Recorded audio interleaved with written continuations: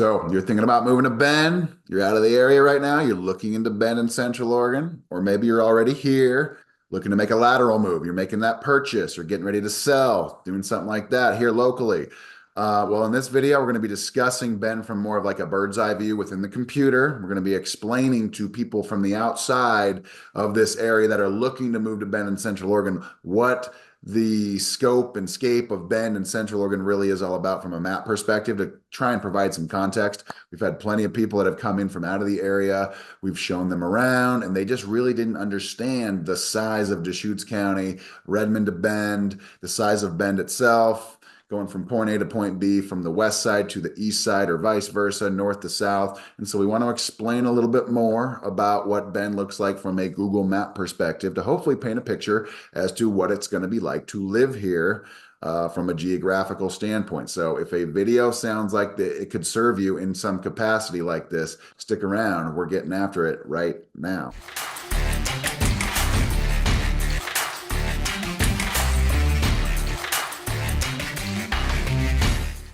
Hey, if this is your first time to the channel or it's your 50th, it doesn't matter to me. And you want to know everything there is to know about living, eating, sleeping, working, playing, the good and the bad of living in Bend and surrounding sunny in late November, Central Oregon, then subscribe to the channel and tap that notification bell below so you can be the first to know about the current market happenings. And there's a lot of them in Central Oregon. My name's Ryan. I've lived in Bend for over 30 years. My business partner, Zach, and I, we get calls and texts every day from people just like you looking for help on making their smooth move to Bend from out of the area, or whether they're local, a sale, sell your home, or help you find another home here locally, a lateral move. So whether you're looking to make that transaction a possibility in a reality in the next 9 days or 90, that doesn't matter to us either. Give us a call, shoot us a text, send us an email, set up a Zoom. We'd love to meet you if you're from out of the area, or if you're local, let's go get coffee somewhere and talk about your situation. So with that being said, today we're going to be talking about the geographical makeup of Central Oregon, but primarily Bend. Deschutes County is right smack dab in the middle of the state. We've got 225,000 plus people now in the Deschutes County area. Redmond's growing like crazy. Bend's growing like crazy. The smaller towns around us are growing even faster. Sisters, Lapine, etc. And so there's a lot of action going on right now. There's a lot of interest in moving to the area. A big question that we get, though, is where should we move? So a map video can't give you all the information that you could possibly ask for relating to where you should move, but it can certainly provide some context in terms of where things are at versus other areas within Deschutes County. So let's hop into the computer right now, and we can just begin showing you guys around. From a Google Map standpoint, we've got Bend here. This is kind of like the outline of Bend right here. I'm just going to zoom out. Hopefully this provides some context. We got Redmond up here, Sisters, etc. If I go over here, what you're going to see is Deschutes County, smack dab right in the middle of the state of Oregon. What's nice about Deschutes County being on the east side of these mountains here, just that's the mountain range there, being on this side over here, is that it's more of a high desert climate, more sunshine. We don't have the stigma of being in the Willamette Valley where the majority of our population resides. Portland, we've got Salem, and we've got Eugene. Probably 70 to 75% of the state's population lives in that circle, this one right here, right on this I-5 corridor. So that's the stigma associated with being in the Northwest. It's rainy, it's gloomy all the time. We get to be in that great location in between Seattle and San Francisco and Portland on the West Coast, while also being to the east of these mountains that go right through the middle of the state, and it creates a different sense of climate. More sunshine, drier days, less moisture, less precipitation. So it changes things up. We have the pros and the cons that go along with that. You can probably think of some. But that's where we're at with Bend. So if we go back to the other tab, we're going to start exploring Bend from a map standpoint. But what we have here is kind of like Deschutes County zoomed in. We've got our primary triangle here of roads. 126 goes from Redmond to Sisters. And then we have Highway 20 here that goes from Bend to Sisters on to the valley that way. Then we have 97, which will take us from Bend to Redmond, the airport, etc. But we've got Bend right here. And it's a town of about 106,000 people. We might even have close to 110,000 people here. over the next year or so. But this gives you more of a satellite view of it. If I zoom in, let's just take a look at the makeup of Bend. This is going to be the city proper line of Bend. And we've done videos at length covering all portions and all sections of Bend. In fact, we've got videos regarding the 13 distinctive neighborhoods. Those aren't neighborhoods that we made up. That's actually given to the city from the city, Aubrey Butte being one of them, and Larkspur being another. I mean, they're all over the place. Southwest Bend here, Southeast Bend, Old Farm. These are all different neighborhoods. Boyd Acres is another one. And so if I zoomed in, I'd probably see more of them. Old Bend, there's another one. It's kind of fun looking for them. But there's 13 distinctive neighborhoods. They all have their own different character and personality. We've done videos. We have got a playlist on them all. We'll probably do an updated version of all that here in the near future, but we want to give you some perspective of what Bend looks like from a map standpoint. I'm going to go back to the map itself, and we can just kind of zoom in and start taking a look around at what Bend really is. The north side of Bend here is going to be the busiest in terms of traffic because we have Redmond, the second largest town in Central Oregon. That's about 13 miles away to the north. And that's where our airport is too. So if you're going on a commercial flight or need to go to the airport, you're probably looking at 15 to 25 minutes, depending on where in Bend you are. And that's where our primary airport is. It's called Roberts Field. It's in the city limits, within the city limits of Redmond. And we have 28 to 32 different commercial flights every day going from Seattle to San Francisco to LA, down to Phoenix, to Denver, et cetera. There's talks of Dallas, Fort Worth, Chicago even. But we do travel quite well regionally. It's easy to get on to another plane at a connecting hub that will take you just about anywhere in the world within one flight away. So that's nice. And it doesn't take a long commitment to get to the airport or wait in line to get checked in, which is nice. We do have over 1 million visitors a year. The busiest time is in the morning, where there's 3 or 4 different flights between 5 and 7 a.m. Just like you'd expect anywhere else. But the airport is not in Bend. We get low flying planes sometimes over Bend, and that's fine, but they're just not frequent. So if I zoom in, like I said, this is going to be the busier part of Bend in terms of traffic, because we have these intersections here that will take you to Redmond or to the northwest, which will take you through Sisters and eventually to the Willamette Valley, Salem, Portland, Eugene, etc. You can get to Portland taking 97 as well. I'll zoom out here in a little bit. We can look at that. But we also have some of our biggest shopping centers over in this area. If I were to switch back over to the satellite view, what I want to show you guys is some more of what I'm talking about. This 97 corridor here used to be bottlenecked because there were 2 primary stoplights at Cooley Road and maybe a little bit closer to like the shopping. This is all shopping, Lowe's, Home Depot, Best Buy, World Market, I mean, et cetera. There's all kinds of stuff up here, and it just created, there's Sportsman's Warehouse. And so it just created a lot of traffic in general. And then for people that were just trying to get through the town, they'd have to go right by the shopping centers, and it would just create a frenzy of a bottleneck. And so if I zoom in a little bit more, what you're going to see here, you can see all these stores now. We actually have Costco that just opened up over here. So that just created even a larger frenzy. But luckily, the city and Costco, they were haggling over who paid for this new Highway 97 byway that goes around. This just opened up last summer. So there's no more stoplights like here or here, that literally all the traffic would just get stuck at this light or this light right here, whether you're going north or south to the airport, to the north, or coming into Bend from Redmond. It would just back it up. And sometimes it would back it up for a mile, maybe even more than that. It would be a long time getting through that. But now we can actually shave off probably 5 to 10 minutes of travel time getting to the Redmond airport, because you don't have to do anything like that anymore. It's a highway or a freeway, just like the rest of the parkway within the rest of Bend, except for the very south end. So interesting the way that all works. It's kind of like a freeway within the city, and then it's like typical street traffic at the edges of town, at least now that just the south side of town. If we zoom out though, again, primary traffic, primary shopping over here. If we zoom out, we're going to explore a little bit more about what the city looks like from a map perspective of Bend. You've got the quadrants, right? 97 does a good job of just simply dividing it from east to west. And then you have Highway 20 that will do a good job of dividing it from north to south. Now, 20 stops at 97, and it goes up and filters out and continues on to Sisters at the north end. But it turns into what we call Newport Avenue. It goes right through the north end of downtown Bend and continues on and goes basically to the edge of town, creating these four quadrants, right? And so we've got four quadrants. They're not necessarily numbered in any fashion, but it gives you that perspective of having four different quadrants. And most people, they like the west side of Bend. It's a very popular area. It's closer, has closer access to the amenities of Mount Bachelor, the Cascade Lake Scenic Byway. Home prices are going to be a little bit spendier over there.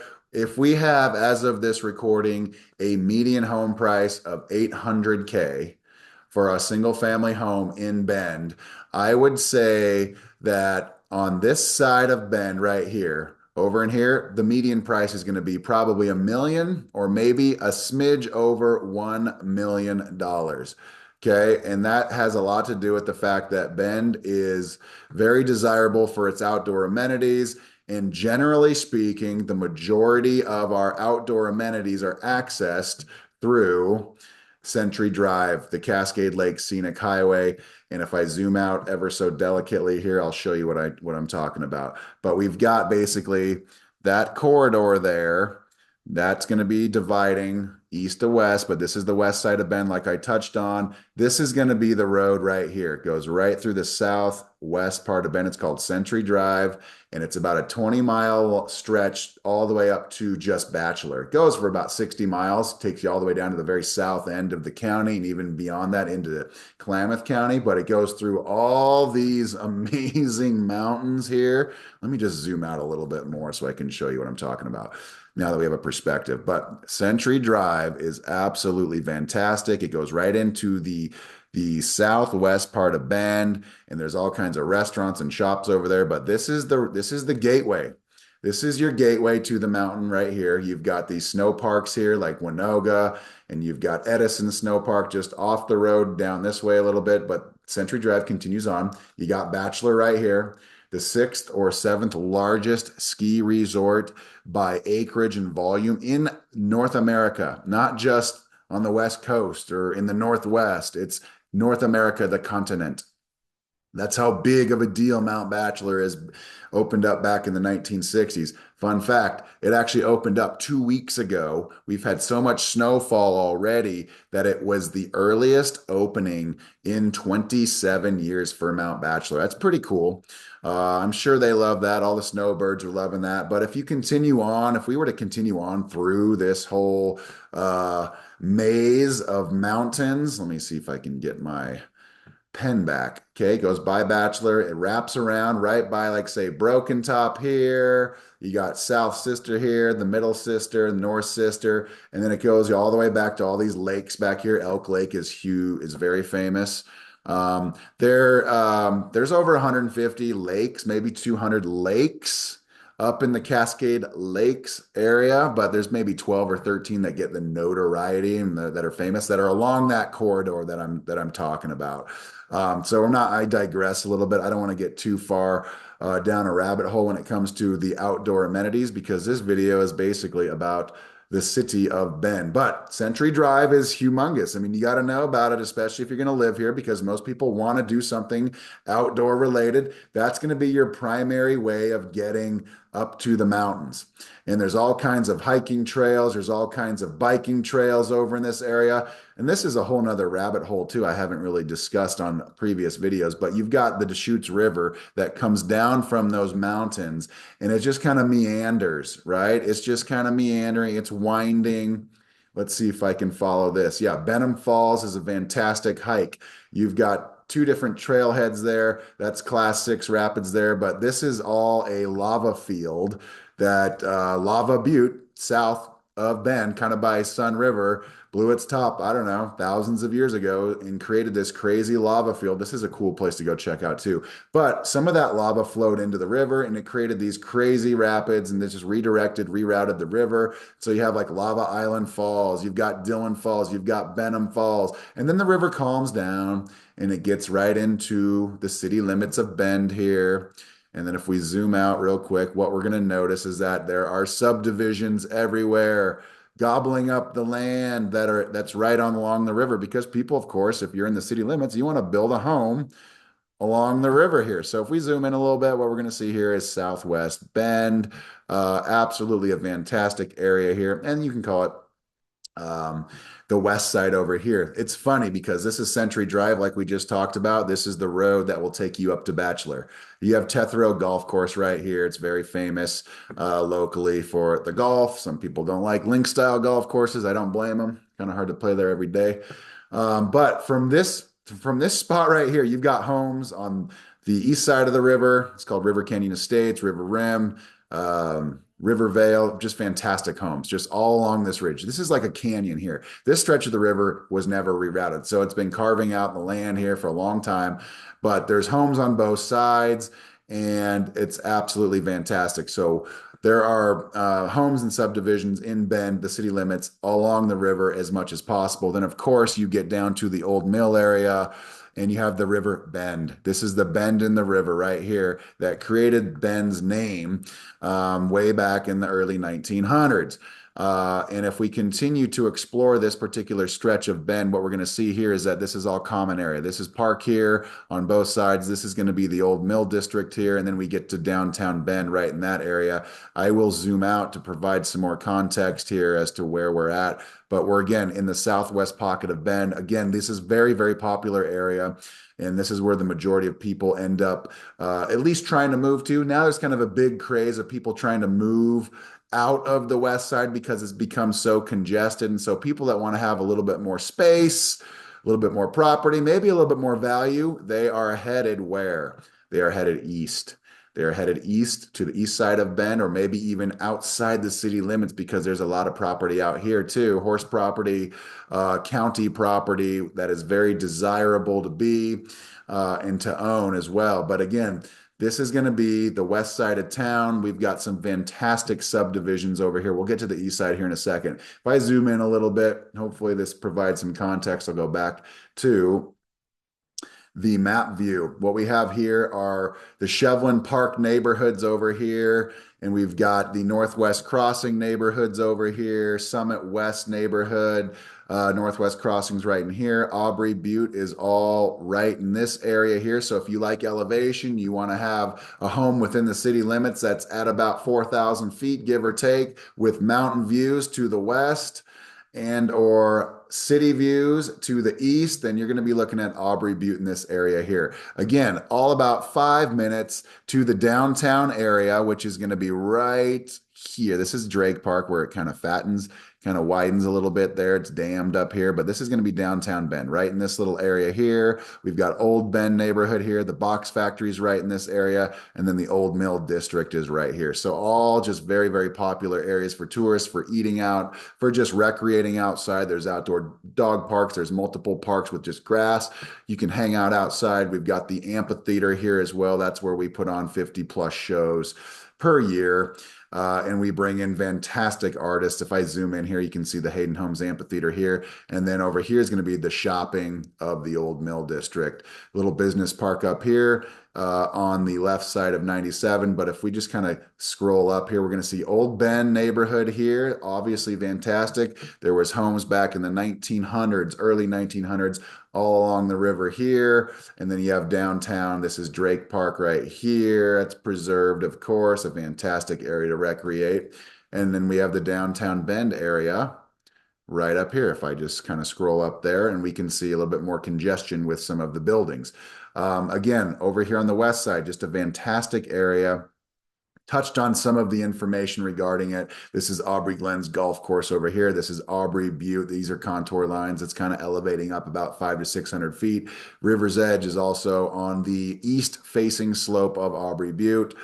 And they've got fantastic homes on the east side of Aubrey Butte as well. COCC, Central Oregon Community College, is on the west base of Aubrey Butte. And then we have a new four-year university called Oregon State University Cascades, which is going to be on the west side of Bend as well. So it's kind of like down in this area. So a lot happening on the west side of Bend, as you can see, and you're probably gathering, and it's a very popular area. Let's switch over to the east side now and just kind of discuss a little bit about the east side of Bend.